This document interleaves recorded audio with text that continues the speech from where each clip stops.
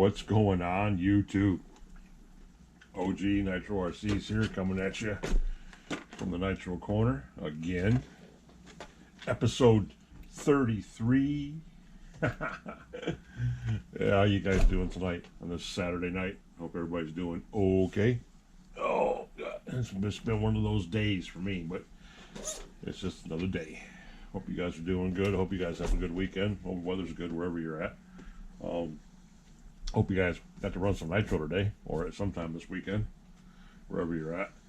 I haven't been out since we ran these boys, what, a couple days ago, yesterday, whatever it was, day before yesterday.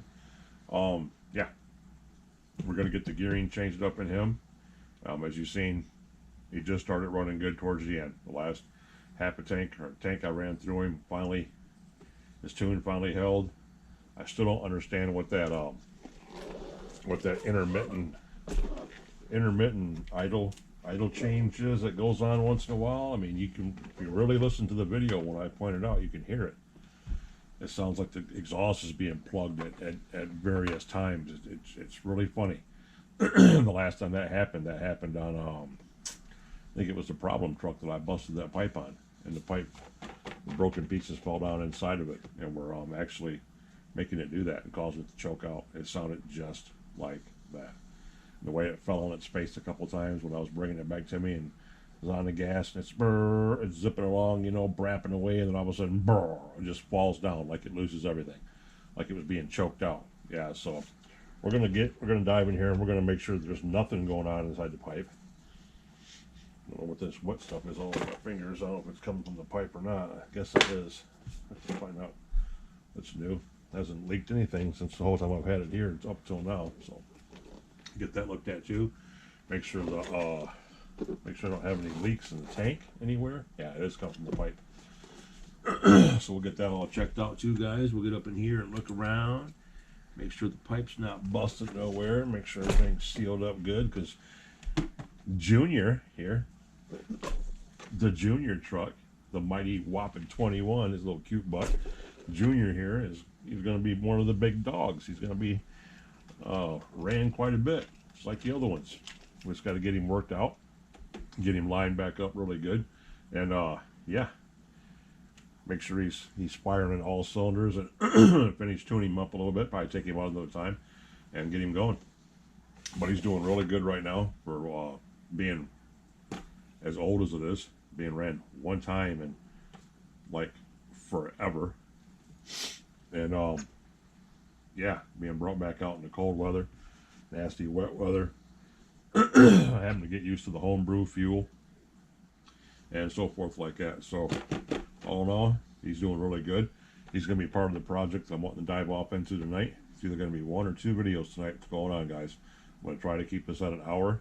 You know how I'm trying to keep that here in the corner until I do my first live here. That I don't care. I'll run it all night until nobody's watching, or somebody is watching, or whatever. But when that comes, it'll happen. But for right now, what we want to do to him, and we're not going to do none of this right yet. I'm going to show you what's happening. Okay, guys? This is just the build-up. I got Call of Duty going on in the background, guys. I hope it's turned down enough. But yeah, we're going to change the gearing in this. Like I said, he is geared way, way too low. 14 tooth clutch bell and a 52 tooth spur gear. That's pretty low. Might be a little bit different if he had more grunt. If it's a little stronger motor, you know, it wouldn't be so much, but you can go too low just like you can go too high. And with the shifting and the way I had him set up to wind out like that, he needs a little more gearing. He needs some more leg room to open up. So I'm going to go back to 49 2 spur gear. So we're going to go up 3 teeth, down 3 teeth on the spur gear. We're going to go to a factory gear setup, which is 1549. That's what the stock 25s used to come with.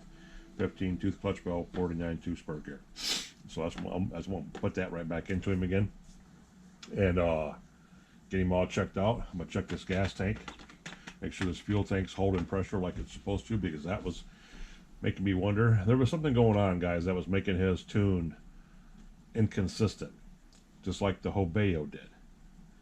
He was having the exact same issues. Oh, got some back cramps going on, guys. Oh, he was having the exact same sounding issues, pipe issues.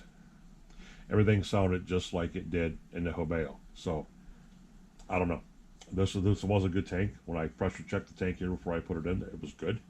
So, I need to maybe check the carburetor to make sure the carburetor's tight, make sure that everything's seated up good in the carb.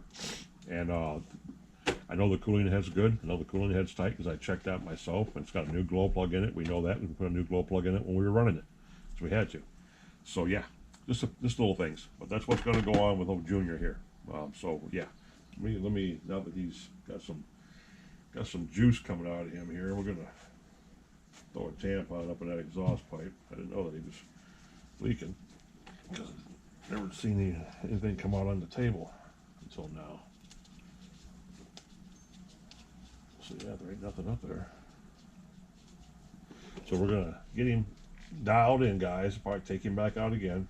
Weather's supposed to hold out and be pretty much like it is right now, which is good.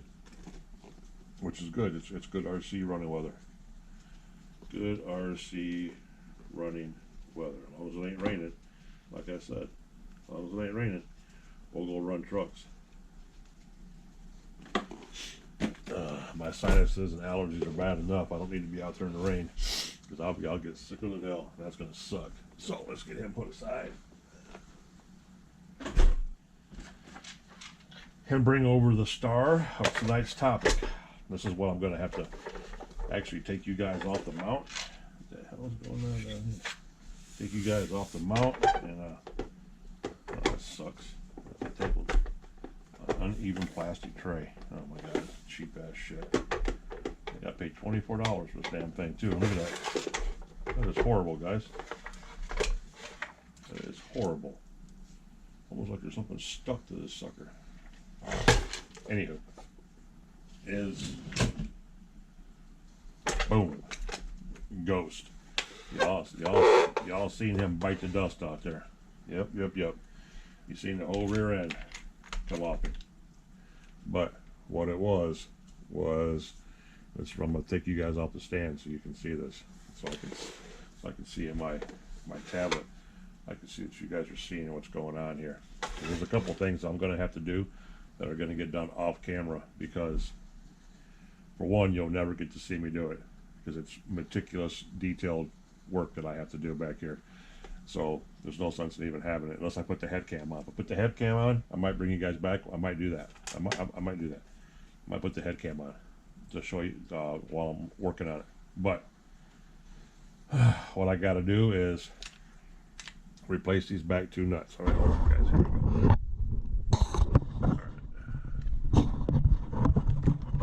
All right. See, all this did was that sets in there like that.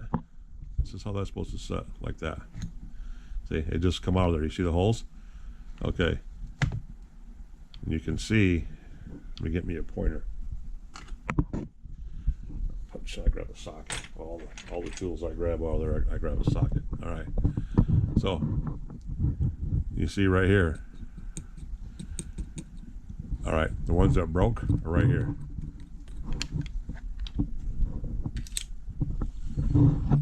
There we go, right there. That one and that one. See, they're gone. They're not even there. The nuts, the bolts, which are these. Hold on, guys. Which are these right here. It's the exact same thing. Okay. They're gone. They're not even there. What happened? How both of them broke off? I highly doubt that. I mean, the odds of that happening are astronomical. But there's one of them right there.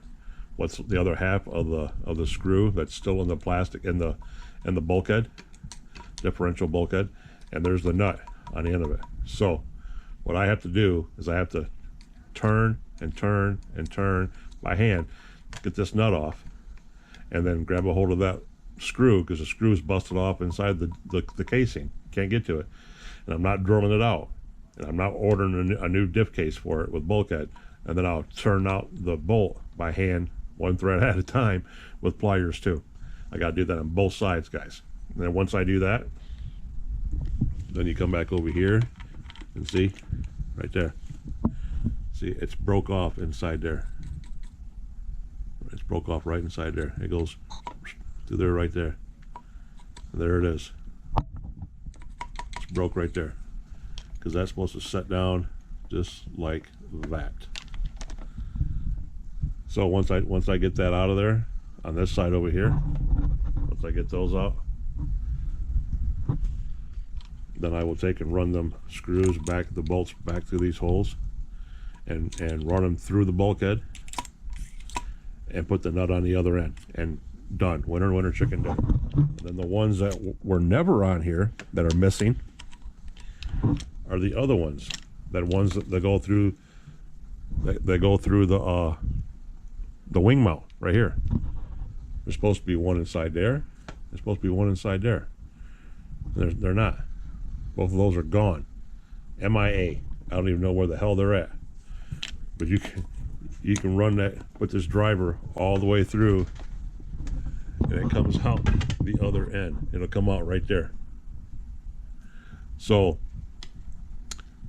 the problem with that is I don't have the right length to go through there to tap into this, because they screw into this. That's the problem. They're supposed to screw into there too, but this is stripped out. This bulkhead is stripped out, and the only way to fix that is to buy a new one. Well, I'm not going to do that. This diff casing, bulkhead, whatever you want to call it, it is a differential, but that's part of the bulkhead that holds the shock tower on. So what I have to do is run a longer one through here. I have to cut this off right here. Cut that in half, basically. That's got to be cut in half with a Dremel or something. Notch it out, notch it, so I can put a nut right there and run that screw into it like this, and then put the nut on it.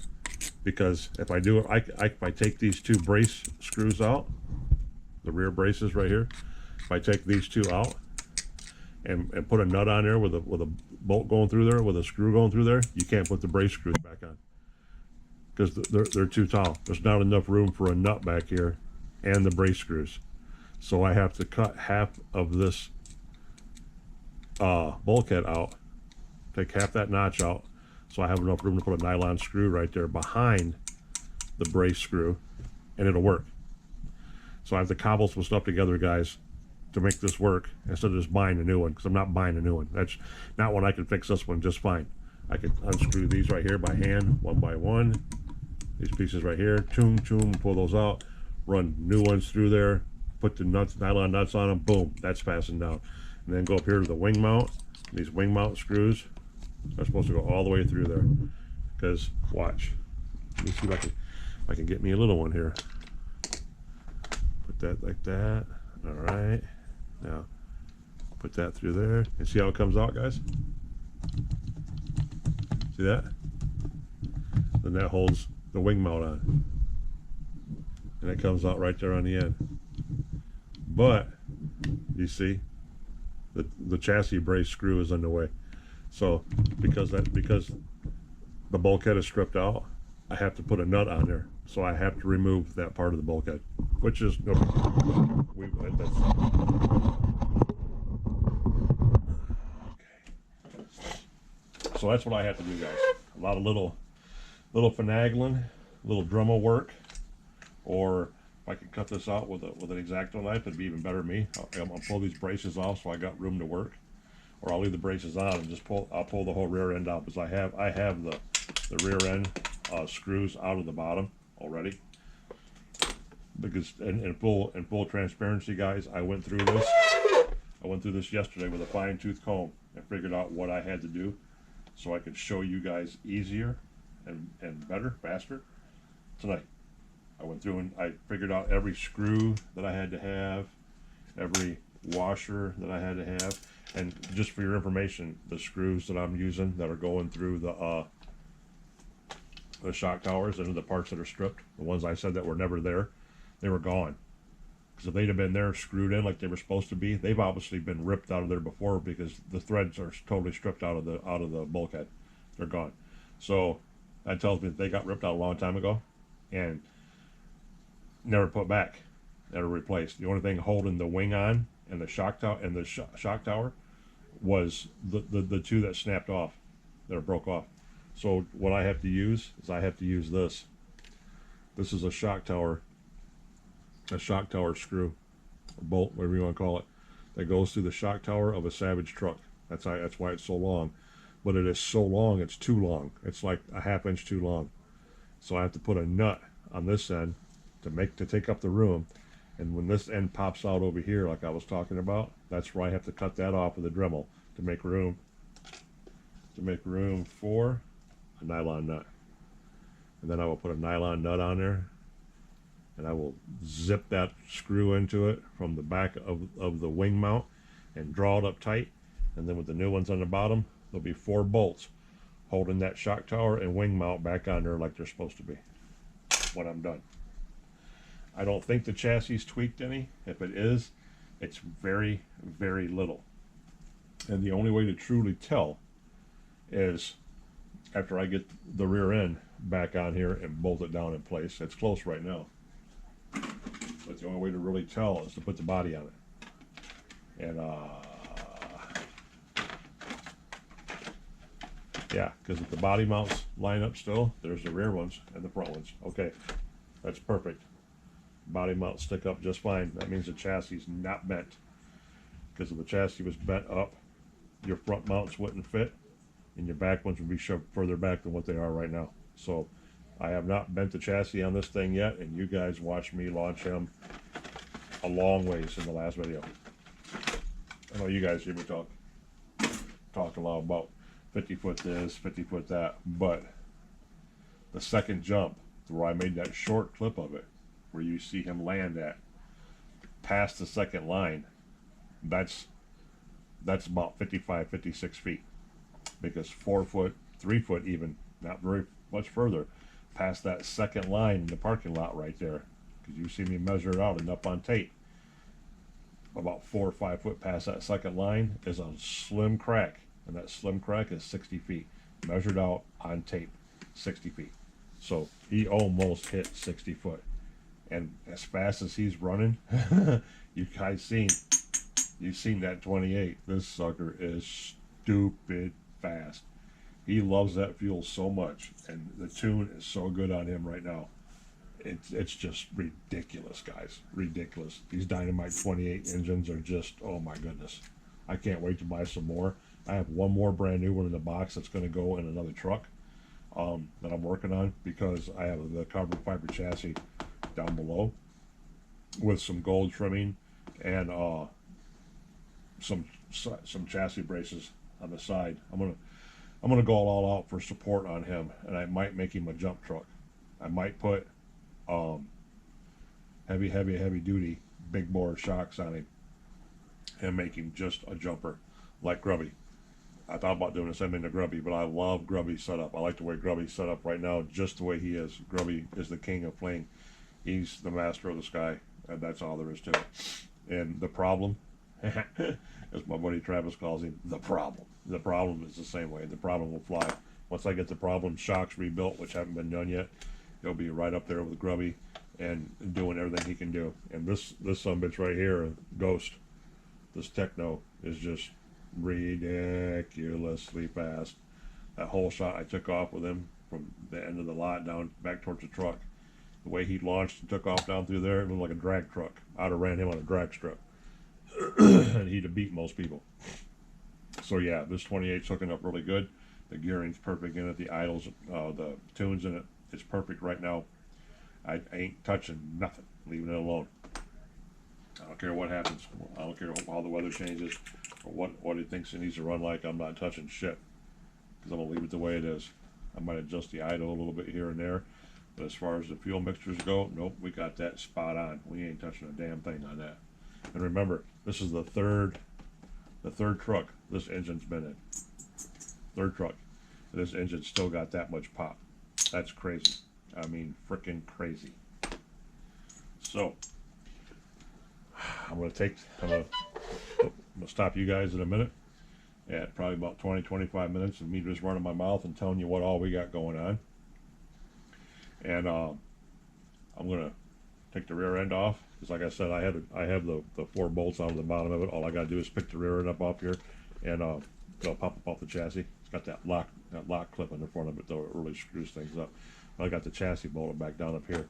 So once we open all this back up, I'm going to get in here with the Dremel, or I'm going to see if I can do it with a razor blade. If I can do it with a shop knife and not have to break the Dremel out, I'll do it that way. But if it's easier to do it with the Dremel and faster and just plain better, then we'll use the Dremel. Of course we will. Either way, it doesn't really matter. It's all coming apart, and it's all coming apart. And that's what we got to do to fix it, guys. So a little bit of work here and there. Like I said, you got to take this part right here, basically cut this mount in half, and cut this mount in half over here, both sides.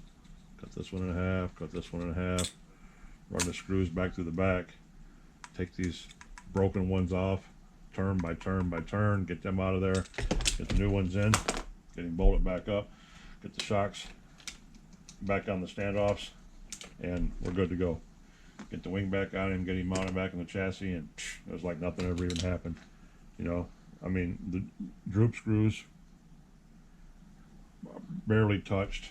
They're holding right there where they're supposed to be at. They're not doing anything besides getting full of dirt. So that looks really good. This sucker is flying. And quick shout out real quick, but my buddy All Aspects RC, he's working on the OG. He said he's got a Savage mounted up with a red body on it. I don't know if it's a 25 OG, but that's what it looks like. He's got the chassis bars on the side of it, like what I got down below. I think my Integy ones are still down here. Don't know how much digging I'd have to do to find them, but I got the same one. Yep, right here. Mine is silver, so I'd rather have the silver ones than any of them, because these are going to go really good. Look, right there, there's a whole other truck, guys. Right there's a whole nother Savage X and a bag that we gotta get back together sometime. But these are the Integy chassis braces that run down the sides of the truck, and I can't wait to put these on. Seeing his truck that had his on there made me think of mine. I'm glad I didn't sell them, because I love these things. Running right down the bottom of your Savage chassis, stiffen that sucker up so you get all that tweak out of it on those jumps. Yeah, makes it a lot more rigid. These things are nice. So those will be getting used too in one of my builds coming up. Probably the build, like I said, with that carbon fiber chassis. That's what we're going to dive off into. But this is what we got coming up, guys. This is basically just a channel update. This will be a separate video. I will put this one up all by itself. And then when I bring you back, I'll have these things cut out, and we'll get this mounted up back into the chassis of the Tekno here and get everything put back together. Ooh, look at them drop marks. That's crazy. Damn, the droop screws are doing that much banging on that sucker. Yes, they are. That's crazy. But we're gonna get this thing all loaded up, tricked out, get it slapped back in here. That'll be a quick fix. And if we do it fast enough, after I get this tedious little stuff done, so all we gotta do is zoop, zoop, zoop, put the bolts in, put the nuts on, tighten everything down, put the body back on it, done. Ghost is done. We can put Ghost back on the floor. Then we can bring Junior back up here, and you guys can watch me yank the motor, pull the clutch belt off, put a 15 on there, tighten it all back down, slap the mill back in the chassis, take the spur gear off, that 52 tooth, which that's the first 52 tooth I've ever used, guys. I've never used a 52 tooth spur gear in my entire 20-something years of running these trucks, so should know better. But take that out, put a 49 in, match everything up a lot better, and we'll be good to go. So you guys know what's going on with the big Tekno Ghost Trucky here, the new master of the sky, the high flyers. Yep. So we're gonna let this go. Working on 25 minutes and exactly 4, 3, 2, 1, bing, 25-minute mark right there. So we'll get this taken care of. I'm going to cut this stuff down in a minute. I think Haywire RC's got a live stream coming up. If it's not on already, that might have been the notification I was getting. Yep, yes it was. He's on right now, so I'm gonna get him turned on in the background. Say hi to the guys, and come back over here and get started on this. So when I get this done, so we can put it back together, then I'll come back and make the actual video of us putting Ghost back together and tweaking in Junior a little bit. Copy that? All right. Shout out to my boys up in Canada, my Kedowitz brothers. Love you guys. Brent and Corey, all my new subs. I'm at 100. I just looked, guys. I'm at 189 subs, fellas. Ladies and gentlemen, I'm at 189 subs. I'm almost at 190 subs. That is crazy. So for all you new guys and the new guys in the comments, I didn't want to give any direct shout outs because I didn't want to forget any of you guys, but I've been talking and interacting and commenting back and forth with at least 3 or 4 new guys in the comments that I haven't seen before until now. Super cool dudes, super respectful, love the channel, love the content, you know, like what I'm doing. So hey, it's a blessing. Okay, you guys are a blessing. That's all I'll say, and I'll look forward to you guys coming back and watching more. Hopefully I keep you guys entertained, you keep wanting to come back. So this is what's going on. If you're new to the channel, love you guys being here. Love, respect, and appreciate each and every one of you guys. Smash that like button for me if you would. Likes are very important to the channel. Helps with the algorithm. Gets my videos out there to get them seen. Consider subscribing to the channel if you haven't subscribed already, guys. That'd be awesome too. Let's see if we can get those subs up there so I can start doing these live streams. So I can sit here and just talk to you guys and hash back and forth with questions and Q&A. That'd be awesome. I can't wait to do my first live with you guys. It'd be just like what I'm doing right now, but actually talking to you guys and answering questions on the screen. It's gonna be awesome, dude. I look forward to it. Really look forward to it, guys. So once again, the Nitro Corner, OG Nitro RCs, episode 33. Basically just an update of what's gonna happen with these 2 trucks. All the new subscribers, the old subscribers, appreciate, love, respect all you guys being here. Smash that like button for me. Subscribe to the channel if you haven't already, and stay tuned, because we're about to put this bad boy back together, and then we're going to tune up Junior, and then we're heading back out to the lot to run some more stuff. All right? Peace, guys. Sabi. Catch you in a minute.